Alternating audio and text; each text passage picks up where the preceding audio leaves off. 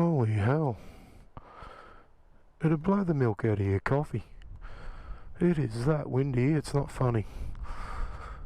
Sort of the east coast of Australia is just getting hammered. But anyway, what's this video about? Well, a couple of things have happened.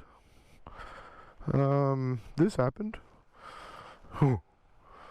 100,698 kilometers. That's pretty good. Yeah, that's real good. So Africa Twin, over 100,000 Ks. No issues. Haven't had a problem pretty much with this bike. It's been really good, really reliable, really comfortable, and just does what I bought it for. It takes me places, so yeah, super duper happy with it.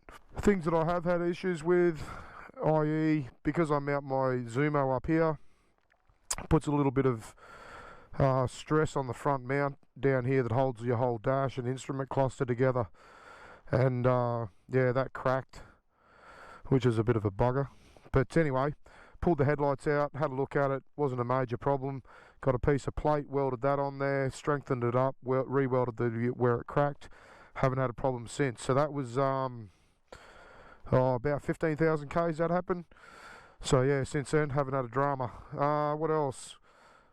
The anodizing on the forks. So I've had suspension work done on this bike, and when we pulled the front fork internals apart, there was some wear on the internals of the forks, on the stanchions there. So anyway, I got them repaired, replaced under warranty, and haven't had a problem since. So the bike's been in since then and had the oil changed in the forks and was inspected.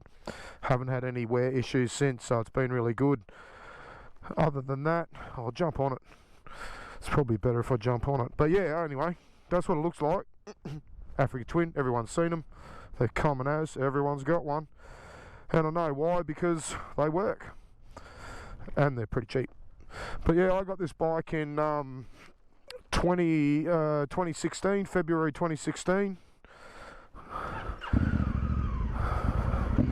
And yeah, I've racked up some kilometers on it.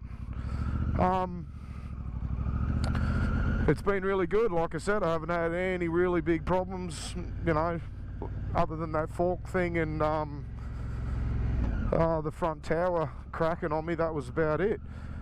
The bike still runs with the same spark plugs. I haven't changed them out. It runs fine. I don't have any dramas with it, you know, hot starting or cold starts. I don't have any dramas at all. The bike fires up straight away for me. I did have one problem with the switch block on, which was it? Can't remember. I think it might have been my start button. That got sticky. So I didn't even pull it apart. I just called up. That was just before it ran out of warranty actually, and thank God, rang them up, and yeah, that was replaced under warranty, and I haven't had any issues since then. It's been fine. Yeah, maintenance wise, I just do the standard sort of things, you know. I change the oils, change the filters when I need to, and that's about it, you know. Just maintain it, look at it, keep an eye on it, sprockets and stuff that you've got to do, of course. I do the oil at every 8,000 Ks, so, and an oil filter every second oil change. So I haven't had any problems with it like that. I don't sort of get into buying $60 oil or anything. I buy my oil in bulk in 10 litre drums from Super Cheap Auto actually, and yeah, I haven't had any dramas with it. I've been using Valvoline Armour Oil, fully synthetic oil. Yeah, it's been working fine. Yeah, I've still got the standard wheel bearings in. I haven't had any dramas with wheel bearings. I do keep an eye on them. I always, you know, you check them, make sure they're nice and smooth, and there's no free play or anything. So yeah, they still seem to be doing their job, so I haven't had any dramas there. Having to replace wheel bearings, because I have heard of a few bikes dropping the rear wheel bearing. The bike gets used off-road, so, you know, in the 100,000 Ks I've had it, I've had 4 sets of air filters. I'm on my 4th set now, and they're probably getting close to being changeable. I need some new ones. I ride a fair bit on my own, so I do take my bike off-road. You know, it does a lot of kilometres off-road. I've done some really big trips on this thing.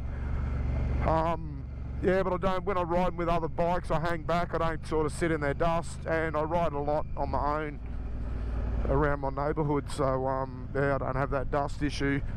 But yeah, so I use the standard OEM filters. What else? That's about it, really. There's nothing I can really tell you other than the bloody thing works. You know, I expected to get 100,000 Ks without a problem. Like, I didn't even think about it. I took the bike in when it was due for its 25,000 K valve clearances and inspection.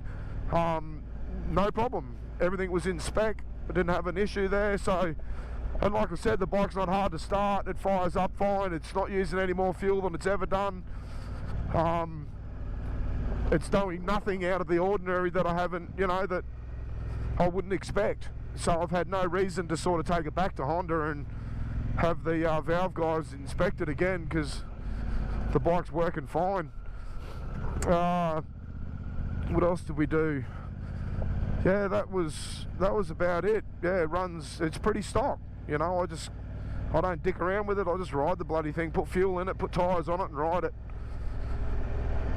Modifications that I've done. So everybody modifies their bike to make it a little bit more comfortable for each other. This one's got heated grips, so I've got Koso heated grips on it, which I really like because you don't have that big Oxford thing and your bars get, you know, there's more junk on your bars. I've already got enough junk on my bars with that camera. So yeah, these Koso heated grips really work well. They warm my hands up, no problem. Actually, when I'm got them on full blast, after about an hour, even when it's, you know, cold, when it's freezing cold, I've got to turn them down because I start burning the palms of my hands. So yeah, they've worked fine. I haven't had any dramas with them. I've got auxiliary lights on it. I've got crash bars on it. I've got a rear rack on it. Pivot pegs. I've put USB outlet on it. 12 volt power on it. And it runs Eastern Beaver, which I highly recommend, under the seat. So it's everything's separately fused and runs off the battery, which it's really good. So it's a simple setup, costs a few bucks to buy, but once it's there, it's done. And when you want to add stuff, it's really simple. So yeah, that's about the only modifications that I've really done to the bike, other than ride the bloody thing. So yeah, when I first bought it, it was quite funny. I do remember, I'm sort of reminiscing a bit now, I suppose, but like, I bought it and old mate said, oh, you know, it's got to come back in for its first 1,000-kilometre service. When did I do? I can't remember. I think I picked it up on a Wednesday, and I said, yeah, sweet mate, book me in on Friday. And he goes, no, actually, I think it was the day after. It might have been the Thursday. He goes, you kidding me? I went, nah. I said, it'll have 1,000 Ks on it by tomorrow. He goes, oh, all right. So book me in. So at the time, I bought it at the Gold Coast, and then I rode home down to here and back. So that's 500 Ks. And plus I rode around while I was down here, because, you know, it's that new bike smell. You want to ride it. So I did. And then I got home reasonably late, you know, sort of about 10:30. I looked at the kilometres and I still only had about 700, and I thought, no way, I'm not taking it down there without having that 1,000 Ks on it. So I jumped on it and then put another couple of 300 Ks on it that night, and then rode it back down to the Gold Coast the next morning, ready for its first 1,000 K service. Yeah, so old mate, excuse me, it was quite amusing. And then to top it all off, like, he's given me, it was a CB500, a brand new CB500 as my loaner bike. And, because I said, I need another bike, man, I'll ride. You know, I've got to get around. Yeah, no worries. So he gave me this brand new bike. I think it had like 4 Ks on it. I jumped on it and I gave it back to him. When I rode in there in the afternoon to drop it off, I gave it back to him with 700 Ks on it. He freaked out. Where have you been? I said, mate, I rode home. Where do you live? I told him. He goes, oh, far out. He goes, yeah, but that's only like, you know, added up, you know, sort of 450 k's. I said, yeah, and I rode it. I said, you got to loan a bike, man. I said, you got to ride them. So yeah, I knocked a 700 k's on it on that on that thing. So that was pretty funny. But yeah, sort of getting back to the bike, dwelling off on reminiscing. Yeah, like I said, no problems with the bike at all, man. It's this thing will go forever. I won't have any dramas with it. I'll touch 300k, 300,000 kilometers on this bike without a problem. So yeah. Anyway, that's a Africa Twin CRF 1000 with 100,000 kilometers. See you later.